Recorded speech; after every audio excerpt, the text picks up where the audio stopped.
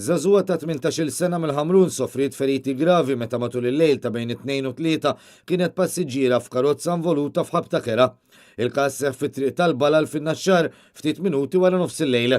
Fl-inċident kienu involuti van ta' tip Peugeot Partner misjuq minn żagħżugħ ta' 20 sena minn San Ġwan u karozza ta' tip Toyota misjuqa minn żagħżugħ ta' 20 sena mill-Fgura li miegħu kellu l-tfajla.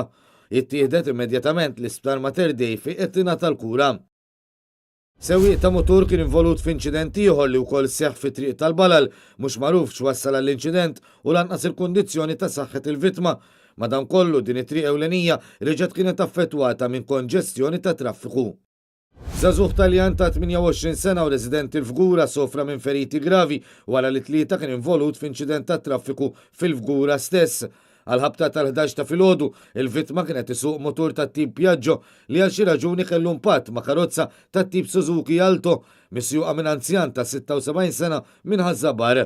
Minn barra l-Pulizija tad-Distrett fil-post issejjaħ tim mediku li tal-ewwel għajnuna lit-Taljan li mbagħad ittieħed l-Isptar Mater Dei għal aktar kura.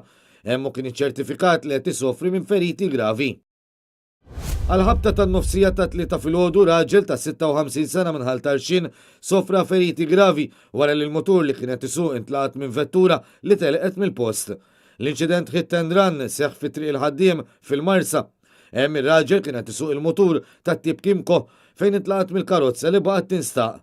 Fil-post issejjaħ ukoll tim mediku membri mid-Dipartiment tal-Protezzjoni Ċivili biex jassistuh qabel ma ttieħed l-Isptar Mater Dei b'ambulanza.